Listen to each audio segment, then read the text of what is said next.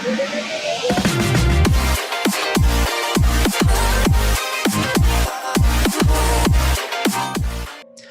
semuanya, balik lagi sama gue Kim Seung dari Trading Academy di episode Technical Friday kali ini. Welcome back Technical Friday, dan seperti biasa gue akan cover about gold dan banyak banget peluang-peluang yang bisa diambil dari gold di bulan-bulan ini, karena memang biasanya bulan-bulan Desember, Januari itu adalah the best month for trading di gold karena arahnya itu udah lebih pasti gitu ya. Tapi dan gue udah sering bilang juga sebelumnya kan, biasanya di bulan Desember, Januari itu gold tuh biasa bullish. Di video sebelumnya Technical Friday juga gue ada bahas itu.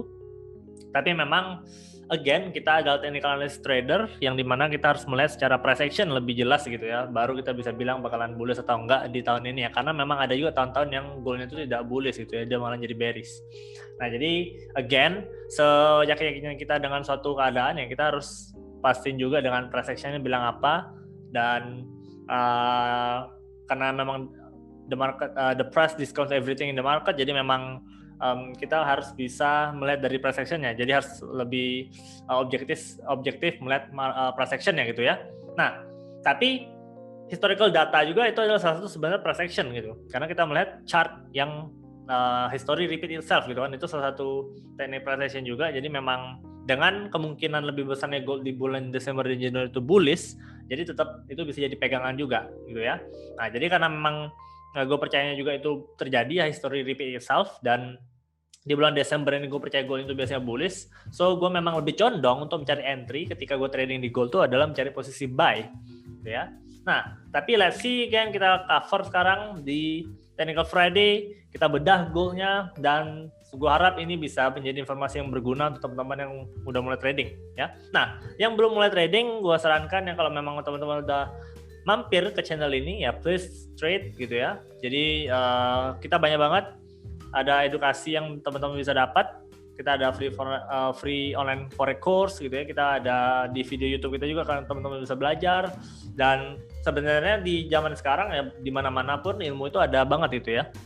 Dan udah banyak juga orang yang ngajar trading. So kalau teman-teman yang belum trading tapi udah mulai nonton video dan trading sampai mampir ke channel kita ya, please do trade. Awal-awal buka akun demo dulu ya. Kalian bisa dapetin akun demo di broker yang gue pakai juga, dengan klik link di bawah, you can use it. Dan gue udah pakai brokernya selama 5 tahun, it's very safe ya, brokernya sangat aman, dan komisi, spread, dan swapnya juga harganya kompetitif ya. So langsung saja kita langsung breakdown dari gold, market gold di sini.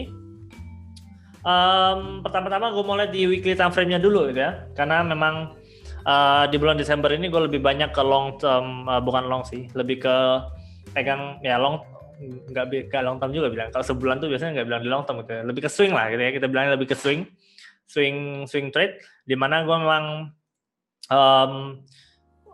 lebih suka lihat di bigger time frame dulu untuk lihat kemungkinan ke depannya goalnya bakalan bikin apa gitu ya. Nah sekarang kalau dari time frame weekly, goal ini gue percaya lagi dalam suatu koreksi ya. Jelas penurunannya koreksi karena kita sudah lihat impulsif bullish movement dari sejak awal pandemi muncul ya, karena gold adalah safe haven asset. Jadi memang pandemi kan membuat economic condition di dunia crumble gitu, jadi tidak ada kepastian. Jadi orang-orang biasanya memang memindahkan hartanya ke gold. Jadi goldnya itu terbang tinggi banget dari sejak sebenarnya dari sejak 2019 tuh udah mulai gitu ya. Dari Mei 2019 tuh udah mulai bullish, terus masuk ke bulan 2020 ya, bottom itu hit di level di bulan Maret, waktu memang awal-awalnya pandeminya lagi heboh-heboh banget ya, US kena dan segala macamnya, udah mulai banyak lockdown, udah mulai terjadi di beberapa negara. Nah itu goldnya mulai terbang sampai sekarang. Nah karena dia lagi dalam uptrend yang kuat, jadi penurunan gold sekarang tuh seharusnya memang hanyalah koreksi ya, dimana dan kita memang sekarang secara fundamental kita bilang itu vaksin sudah ditemukan gitu ya, tapi tidak semua orang tercover dengan vaksin karena memang pembuatan vaksin pun tidak mudah, butuh waktu, dan ada 7 miliar manusia di bumi ini yang perlu vaksin gitu kan. Jadi pembagiannya tidak akan bisa selesai dalam kurun waktu hitungan hari maupun bulan ya. Katanya sih memang kemungkinan besar itu bakalan tercover seluruh dunia untuk vaksinnya itu sendiri sampai 2022 ya, akhir 2021 mungkin baru ke cover semua, itu belum pasti. Dan vaksin ini perlu injak atau disuntik ke tubuh manusia itu minimal 2 kali. Jadi dibutuhkan kurang lebih untuk seluruh manusia di dunia ini ada 14 miliar vaksin. Nah, itu bukan hal yang mudah gitu ya, bukan hal yang dalam waktu cepat bisa terjadi, dan selama itu belum fully covered, jadi memang pandemi ini sebenarnya masih akan berlanjut ya. Nah, dengan begitu sebetulnya masih besar kemungkinan juga kalau ekonomi belum tumbuh akan sepesat dulu gitu ya, karena jelas masih banyak ketika misalkan negara masih udah mulai melonggarkan yang kita sebut sebagai PSBB gitu ya, atau ya semi lockdown lah bilang sebenarnya ya PSBB itu, cuman lebih halus saja kata-katanya. Nah, kalau itu terjadi kan memang bakalan orang bakalan menyimpan uangnya lagi gitu ya, tidak yang expand terlalu banyak. Nah, itu akan membuat mau nggak mau negara itu secara menurunkan interest rate gitu ya. Kayak Indonesia sendiri kita sudah diturunkan terus interest rate-nya itu sampai sekarang tuh terakhir gua cek tuh udah di level 3%, 3,75% ya. Dulu tuh sempat kita bahkan sampai sebenarnya di level 5%. Cuman udah dari 2018, 2019 dia mulai diturunkan. US sampai 0% interest rate. Yang berarti itu kalau kita deposito di US misalkan ya, kita punya buka rekening di US, itu kita nggak dapat bunga lagi kalau kita buka deposito. Kalau di Indonesia sekarang deposito bunganya di kisaran 3% sampai 4%. Ya karena interest rate-nya makin turun. Nah, itu kenapa dilakukan negara supaya manusia-manusianya nggak nabung terus gitu ya. Jadi daripada ketimbang mereka nabung, mendingan mereka ambil uangnya dan mereka spend it di hal-hal yang lain seperti obligasi, seperti emas gitu ya, seperti utang yang mungkin mereka jadinya kepikiran karena interest rate turun, biasanya juga kalau kita minjam KPR atau apapun ke bank tuh lebih murah bunganya. Nah, jadi daripada jangan begitu negara seperti memaksa penduduknya untuk belanja gitu ya. Karena pandemi ini memang orang jadinya less konsumtif. Nah, itu seharusnya bisa membuat juga secara itu bisa membuat goalnya juga masih bisa bullish. Nah, itu secara fundamentalnya sedikit, dan untuk dari technicalnya ini dari weekly time frame dia masih bullish trend dan sekarang lagi koreksi. Nah, koreksinya ini ujung-ujungnya kan bakal bullish lagi nih. Nah, cuman apakah ini sudah selesai atau belum koreksinya? Oke, itu pertanyaannya. Nah, sekarang kita lihat di weekly time frame itu dia sudah ada flag ya. Ini berpotensi jadi flag di weekly time frame. Cuman memang swing low untuk ini swing keduanya itu belum ada nih. Nah, bisa jadi dia sekarang kan kondisinya ini kemarin minggu lalu ya, awal-awal Desember, akhir November ke awal Desember dia sempat candlenya bullish ya, cukup tinggi. Berapa pips nih? Hampir bisa bilang hampir 1000 pips ya.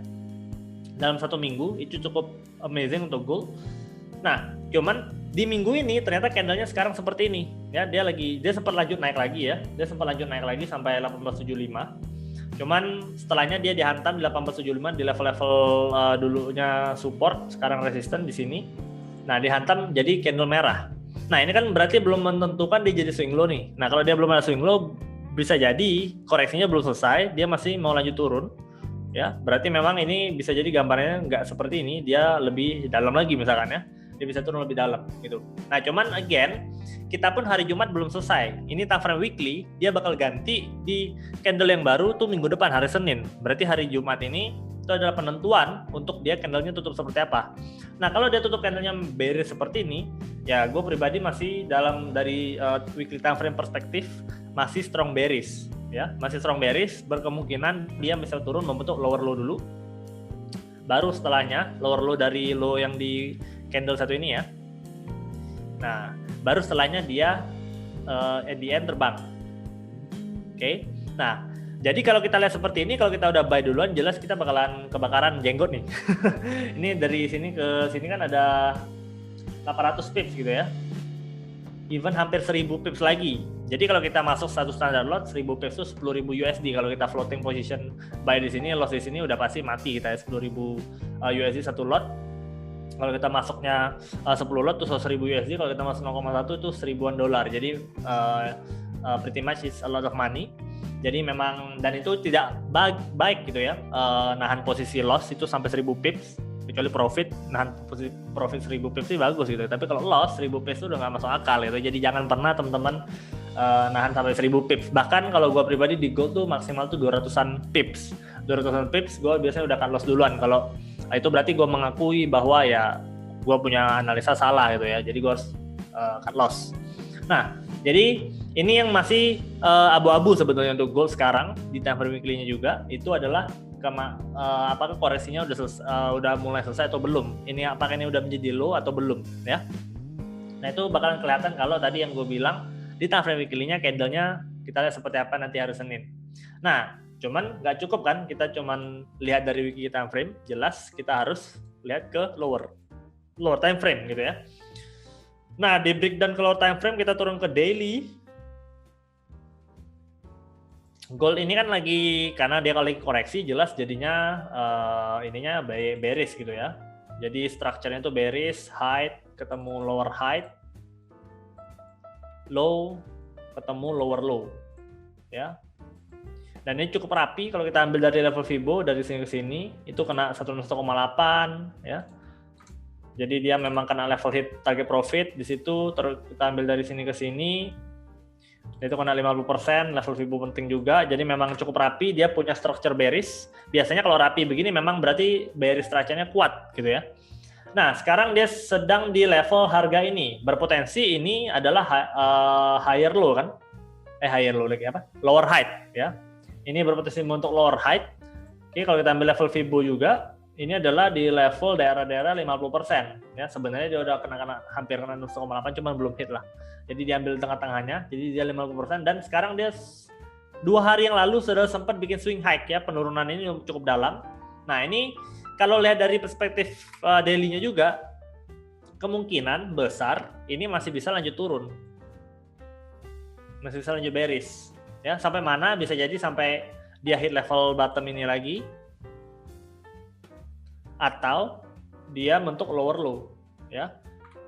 Nah, itu kalau kita lihat dari time frame daily-nya. Cuman, again, kadang-kadang karena kalau kita lihat di daily, weekly itu dia karena terlalu lama untuk konfirmasi menunggu, kan ini daily time frame tutup hari, weekly time frame tutup minggu gitu ya. Jadi kelamaan nunggunya biasanya dia bisa berubah di tengah jalan. Ya, kadang-kadang dia ternyata bisa jadi juga kayak gini. Ya, kita udah lihat nih swing high. Ini swing high dia turun terus. Ternyata dia sebenarnya udah memang habis bearish powernya di level sini. Dari sini dia rejection, tekan di level 50%-nya. And then dia terbang lagi di sini kan, swing low, another swing low, terus dia baru lanjut. Itu kan sering bisa terjadi juga ya, karena kita melihatnya di daily time frame, jadi agak rancu gitu ya. Nah, jadi bagaimana bagusnya untuk sekarang? Cuman memang dari PA-nya, dari price action-nya ini masih bilang harusnya ini masih bisa bearish gitu ya. Nah, cuman jangan lupa kemungkinan yang tadi terjadi adalah kita harus pastiin dulu. Oke. Kita udah tahu kemungkinan tadi adalah dia bisa terjadi ternyata hanya koreksi juga ininya, bukan jadi bearish continuation. Dia hanya koreksi, berarti kita harus punya level-level penting yang kita harus pegang. Itu adalah di level daerah sini ya. Kita ngambil dari golden ratio, Fibonacci dan 50% yang paling sering kena juga. Nah, jadi di sini itu ada support lagi di harga 1818 sampai 1807 lah ya. 0706. Oke, agak di bottom dikit lagi. Ya, 1806 ya, 61,8-nya. 06. Itu level Fibo-nya dilihat aja di situ. 1806 agak pas. Nah, jadi berarti di level sini itu ada kemungkinan dia jadi support ya, harmonic supportnya dari level Fibo itu bisa terjadi, and then kalau ada rejection di level sini goalnya bisa lanjut terbang. Oke. Nah, jadi untuk sekarang kemungkinan besarnya dia memang bisa lanjut turun ya. Cuman kalau kita mau, kan kita udah tahu nih arahnya nih, kira-kira dari weekly dan dari daily-nya dia udah lebih strong bearish nih. Nah, kita untuk cari trigger entry-nya ya, kalau kita memang mau tradingin ambil di straight, kita turunkan time frame lagi untuk cari kapan nih kita mau ambil short sell misalnya. Nah, gue biasanya turunin langsung ke H1 ya kalau gue lihat dari daily time frame. Kalau gue lihatnya dari H4, gue turunin ke M30 biasanya. Jadi gue langkahin dua time frame gitu ya, dua scale. Nah, untuk entry-nya si gold ini ada memang oke. Ini ada peluang dia bikin head and shoulders di sini ya. Cuma memang head and shoulders-nya ini adalah di kakinya ini nggak terlalu bagus karena dia memang sebelumnya ini dari bearish ya. cuman memang ada pattern di sini, head and shoulders. Dia belum break neckline, cuman bahu keduanya sudah kebentuk. Nah, ini kalau dia break neckline seharusnya bisa lanjut turun nih. Dan targetnya bisa pas ke level kurang lebih daerah-daerah di mana tadi kita tentuin dari Fibonacci levelnya ya, dari ambil sini ke sini. Ya. Ini normally kita ambil target profitnya itu dari kepalanya. Kita ke satu lagi. Ya, panjang kepala ini kita ambil untuk jadi target profit sampai ke neckline-nya ya. Nah, break dari neckline kurang lebih daerah-daerah yang kita udah ambil tadi ya di daily time frame ya. Daerah 50% dan 61,8 tengah sini ya.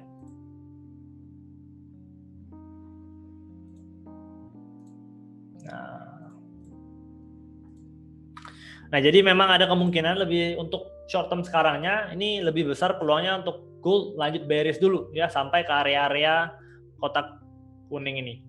Oke.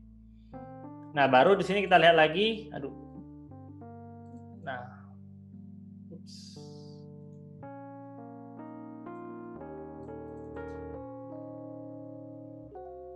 Delete dulu. Nah, baru setelahnya kita lihat lagi di sini ya. Apakah ada kemungkinan rejection atau tidak? Swing low-nya seperti itu. Oke, itu case yang pertama. Cuman sekarang juga di H1-nya neckline-nya kan belum di break nih. Jadi neckline itu jangan lupa, neckline itu adalah support ya. Neckline dari head and shoulders-nya adalah support. Dan ini menandakan neckline-nya ini agak condong bullish gitu ya, karena dia structure-nya itu adalah higher low dan higher low, potensialnya higher low di sini. Nah, berarti kalau dia gagal di sini, dia swing low langsung. Bahu yang di sini di break. Nah, ini bullish lagi nih. Dengan begitu kita ke H4 dulu. Ya, ini jadinya adalah ABCD bullish langsung tanpa nunggu koreksi lebih dalam. Dia kena 38,2 dong langsung terbang.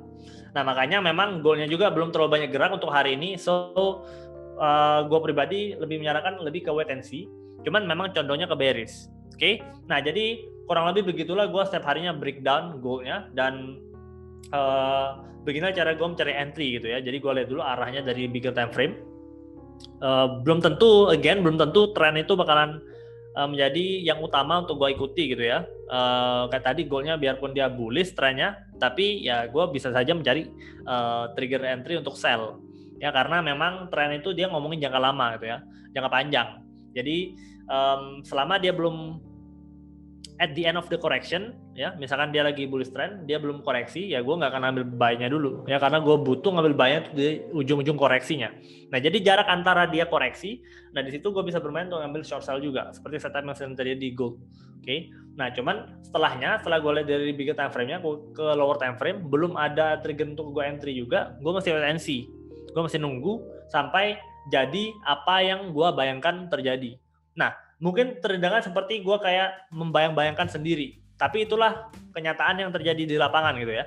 Karena market memiliki pola and history repeat itself, jadi gue sebagai trader udah bisa punya bayangan ke depannya tuh kira-kira pola apa yang muncul, and then dia ketika pola ini muncul bikinnya apa ya. Jadi memang tidak bisa dibilang ini 100% works, cuman untuk bisa memetakan polanya, untuk bisa memetakan pergerakan harganya ya kita melihat polanya ya. Jadi itulah memang intisari dari technical analysis, dan it works really well for me ya. Dan ya biarpun sepertinya remeh cuma gambar-gambar garis, cuman tidak semudah yang dibayangkan juga sebetulnya. So teman-teman memang perlu belajar lagi untuk lebih terbiasa sampai bisa mendapatkan mendapatkan feelingnya kalau bisa gue bilang, atau intuisinya untuk bisa catch kayak pola ini kalau muncul di market gold begini-begini, tapi kalau muncul di misalkan Euro USD bisa beda. Oke. Nah, jadi itunya yang perlu dipelajari dan it will take time. So memang teman-teman perlu punya jam terbang yang oke juga untuk yang lumayan juga ya, untuk bisa benar-benar grasp the thing dalam technical analysis. Oke. Nah, jadi bagi teman-teman yang memang untuk mau serius trading, ya gue sarankan memang untuk yang baru mulai terjun, tipe trading yang bisa dilakukan itu bisa ke ambil intraday atau day trade ya. Tujuannya kenapa? Biar bisa banyak menganalisa gitu ya. Scalping itu sebenarnya nanti dulu, biarpun lebih banyak menganalisa itu ketika scalping, cuman it's for another level karena itu terlalu berbahaya karena banyak false signal yang diberikan. Jadi intraday trading itu lebih cocok. Tipe menganalisanya adalah yang seperti gue lakukan, multiple time frame dengan dari H4 turun sampai ke M30, yaitu untuk intraday trading. Itu lebih bagus. Jadi tiap hari teman-teman bisa belajar menganalisa, ya. In the end, semuanya kalau memang mau berhasil di apapun yang kita kerjakan gitu ya, termasuk trading, itu harus dari usaha keras kita masing-masing gitu ya. So jangan terlalu terlena dengan godaan. Ada orang yang bisa mengelola, bisa returnnya konsisten segini, ada bisa orang mengelola tinggal taruh uang dan segala macam, teman-teman tinggal duduk santai, bisa dapat segini-segini gitu ya. Jangan terlalu terlena dengan itu, hati-hati dengan seperti itu, mendingan kita belajar sendiri dan mengerti sendiri and make money by ourselves. Itu bakalan lebih powerful rasanya dan lebih membanggakan, lebih enak gitu ya, dan lebih aman pastinya. Oke. So that's it untuk Technical Friday kali ini, sedikit ceramah sedikit ya, nggak apa-apa. Oke. Dan kita ketemu lagi di next video di Trading Academy ID channel. Stay tune terus ke konten kita. Thank you untuk teman-teman yang sudah membantu kita, support kita sampai selama ini. We really appreciate your support. Terima kasih. Dan kita ketemu lagi di next video. Dan as always, let the preview. Salam Trading Academy ID. Bye-bye.